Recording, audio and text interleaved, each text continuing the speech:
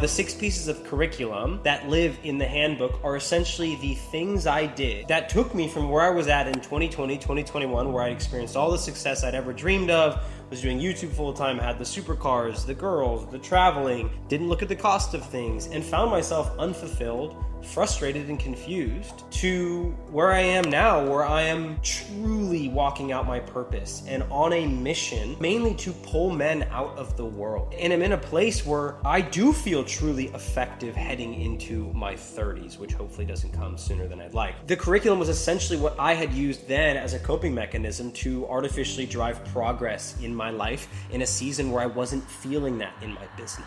This is the 4th part of the curriculum. So far we've taught on character, community, and we've taught on health and fitness. I'm saving faith for last, not only because I think it's the most important, but also because I want to offer it gently. Today I want to talk about communication. I honestly, truly think business and finance as a priority in your development is arguably the least important. Why? 2 reasons. 1, I think our society has much more of a problem of overly focusing and idolizing those things and the fruits of them, where most men who come to me are allocating 85-90% of their attention and energy to that anyway, which is why we're seeing neglect, which is the same thing that happened for me. And also, I think the rest of this curriculum, if truly prioritized, will inevitably lead you to finding success in that. And it will lead you arguably to a place where you truly know who you are and you truly know what you have to offer. And that's a powerful thing in business, is to operate from a place of clarity. I think a lot of people aren't just struggling in their business, they're struggling in the pursuit of identity, figuring out their purpose, figuring out what it is they have to offer. And I think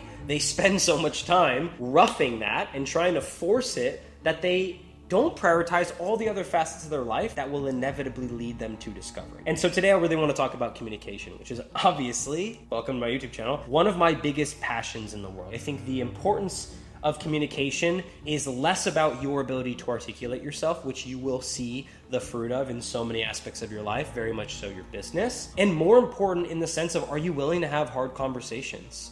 Are you compassionate in the way that you speak to people? Is there love being reflected, or is there passive aggression, or is there condemnation, right? These are all things that make up the skill that is communication. Again, a muscle. It is something you need to practice and be aware of. Being unconscious of the way you're communicating the things you're saying does not leave room for growth. You need to be aware of the way you communicate. You need to be aware of the places you need to grow in your communication and as an articulator. That's why I encourage people to read. That's why I wrote the handbook and didn't make it a VSL or a video series. Like, I wanted people to read because I think reading makes you a better communicator. Being exposed to different verbiage and diction, the way that people organize and put thoughts together with words is important. Consuming podcasts and long form content that requires more of an attention span, I think, makes people better communicators.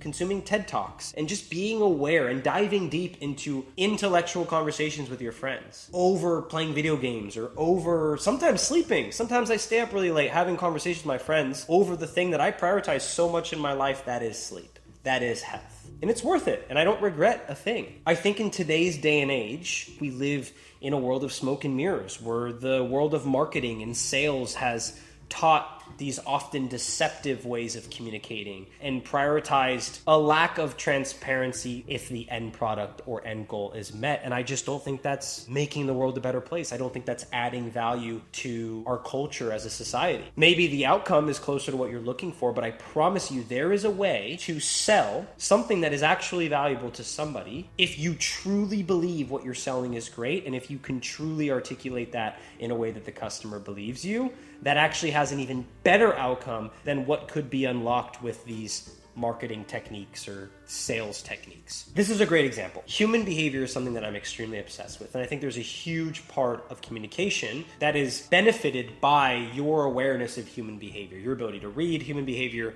and to be receptive to that. I'm having a conversation with somebody, and I really want to get through to them a certain point. It might require the breaking down of certain walls for me to get to them in that way. If I know somebody is extremely insecure, and I start speaking to them from a pedestal, they are not going to be receptive to what I have to say. If instead I come vulnerably and show my shortcomings or relate to perhaps their shortcomings or their insecurities and equal the playing field, they are then more receptive to what I have to say because I have broken their walls down. Not deceptively, literally, and often compassionately. These are things you learn as you approach difficult conversations. Just because people are convincing in deceptive arguments doesn't mean it's not valuable to be convincing in good arguments. It's valuable to convince people of information that is good for them. A way we encourage is with our words. The way we socialize often is with our words, right? I'm not here to take away from action, but the way that you communicate is going to affect every aspect of your life. It doesn't matter if you don't want to start a YouTube channel or if you don't want to get into sales. You are going to be put in situations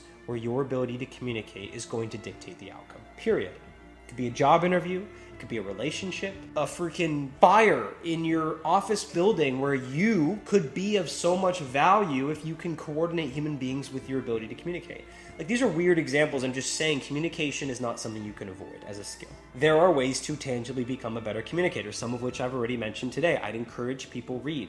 I'd encourage, if you're going to consume content, try consuming more long-form content where the communication you're consuming hasn't been chopped up and sped up. Maybe stop 2xing your TikTok videos because you don't have the attention span. Like, don't act like you have not enough time in your day to consume a TikTok at regular speed. You're not Jeff Bezos. And if you are Jeff Bezos, Jeff, if you're watching this, you will be better off prioritizing your attention span and being a little less of a billionaire than alternatively. What do you got to say about that, Jeff? And so these are all ways that you can, again, practice communication. Communication is a muscle, which means if you're not intentional about activating that muscle, you will not grow in it. Something I've encouraged some of my clients, for example, who don't have any interest in being on social media is, I think, personally, being in the world of social media, that creating content, verbal content, is something that has massively helped my ability to communicate. It might even be one of the reasons I fell into an interest in communication. It's just because I was doing it for so long unintentionally. If maybe social media isn't something that you want to do, it doesn't mean you can't film videos and speak to a camera. Leave it on private or create a folder on your computer of you documenting something, a video journal, or maybe even make an audio journal on your phone. Whatever it is, you don't need to offer your content to the world to make content. And I think in some form, speaking to a camera is quite similar to speaking to an audience, right? And in the same way,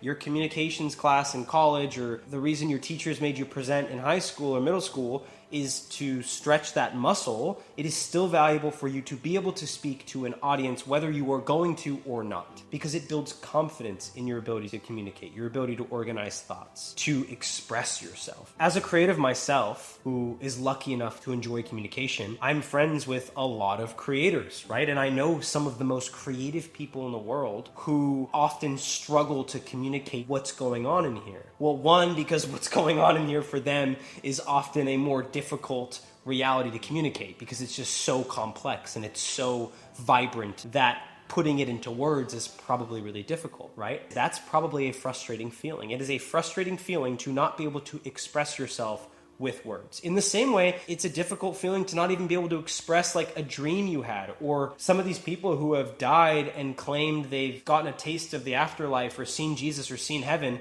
have a really hard time articulating something with words of this world, of something that is not of this world. It's frustrating for me, who speaks French, who isn't perfectly fluent by no means, to explain an intricate thought to my grandparents who speak only French. That's hard. That's frustrating. There's even an argument to be made that just being able to express yourself properly is a really good feeling and something that's really beneficial. Getting what's in here out is beneficial. Doesn't matter the circumstance. It doesn't need to be the world, but it might be to your spouse, or it might be to your parents or your siblings or your friends. Like, that's valuable. And so I hope I can inspire some people who watch this video that there is an importance upon being a good communicator, and you don't just need to accept the reality that you're not a good one. It is a muscle. We weren't all born with the ability to communicate. We don't just not go down a path of difficulty because we're less likely to become good at it. I am going to do the extra work that it requires for me to do something that I find an outcome that I am looking for, that I am seeking. If you're in a season right now where you truly are ready to financially commit and invest in your development,